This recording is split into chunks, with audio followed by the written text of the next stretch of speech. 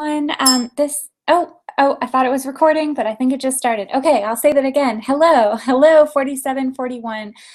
This video is to tell you just a little bit about processing. You saw the interface very briefly in the first video, and we're going to look at it. It'll be actually the first thing that we do when we get into class next week, in week number 2. So I wanted to show you a few things. So this sketch that we're looking at right now was created in processing, and this is one of many examples on a website called openprocessing.org. And if you click on this site, you'll see a whole lot of examples. And so this is based on an algorithm. And here's another one. This one's more of a graphic interpretation, whereas this one is really much more of a game. In fact, it's the game of Tetris. So I'll send you the link to this, and you can play with it a little bit. And when I move the arrow keys left and right, I'm failing at this, which is embarrassing because it's just Tetris. When I move the arrow keys left and right, I can move this Tetris piece across the screen. And when I hit the up or down arrow key, I can turn this piece around. So you're probably familiar with the game Tetris. And so this is a version of Tetris that was created in processing. So processing is really made for this type of work. You can use it, here we go. You can use it for more standard websites if you want to, but that's really not what it was created for. It was created for more like this sort of thing, these types of drawings, or these basic sorts of games. And so that's what we're going to be looking at this semester. There's one artist who I just absolutely adore, and we'll be looking at his work as the semester goes on, and his name is Dan Weber. And he created a lot of works in processing that are text-based. And so in this one, I'll give you the link for this as well, a tool for discovering your favorite letter. It's interactive in that you can press a letter. Right now it's on a lowercase a. I'm going to hit capital L because that's the first letter of my name. So capital L, and now I'm going to hit S, and you can see the letters changing. I'm going to hit U, and now here's a capital U.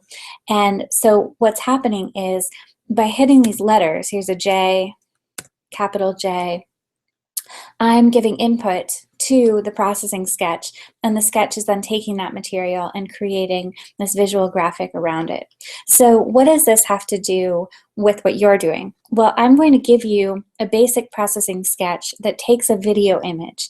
There's a slider at the bottom, and that slider will make the video go faster or go slower. And I'll give you a sample video. What you'll be asked to do is to understand the code, and I'll walk you through the code of this. It's relatively simple.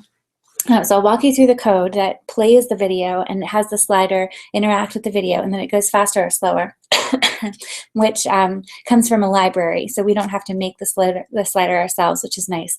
So you'll have this sketch, and then what you need to do is recreate it to give it artistic meaning and conceptual meaning. So why? I mean, why is it exciting to make a video go faster or slower?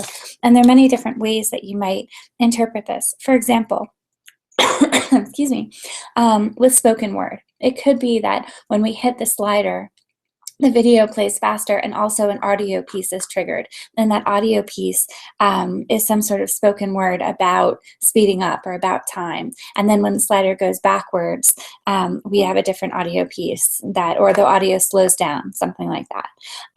It could be, if you're a musician, that when the slider goes forward, more instruments are added to some sort of music track that we're hearing, or that sounds are taken out, maybe not just volume, but actual instruments taken out of the audio piece. It could be, if you're a designer, that the video gets faster, the video gets slower, but also graphic elements appear on the page, something sort of like this. I'll talk more about this actually when we're together. But some sort of visual wallpaper, some sort of graphic design happening, as well as the video image.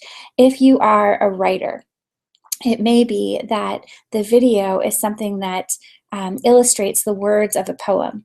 And when the slider goes forward, the poem is read aloud, or perhaps text from the poem. You see processing works very well with text, as we see in Dan Weber's work. So text proceeds across the page, or text vanishes from the page. So you can control the color, the opacity, all these different elements of the text.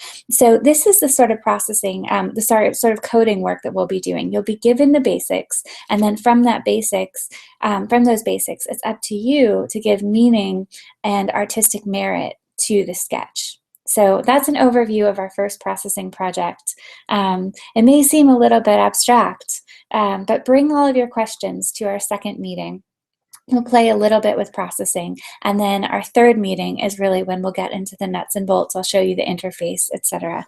One more thing I want to show you.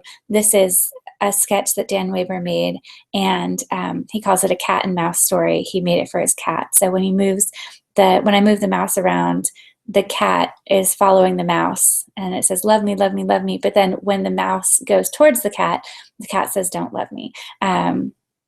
It's one of my favorite Dan Weber sketches because it's so incredibly simple, and yet the conceptual here is really charming and works really well for the piece.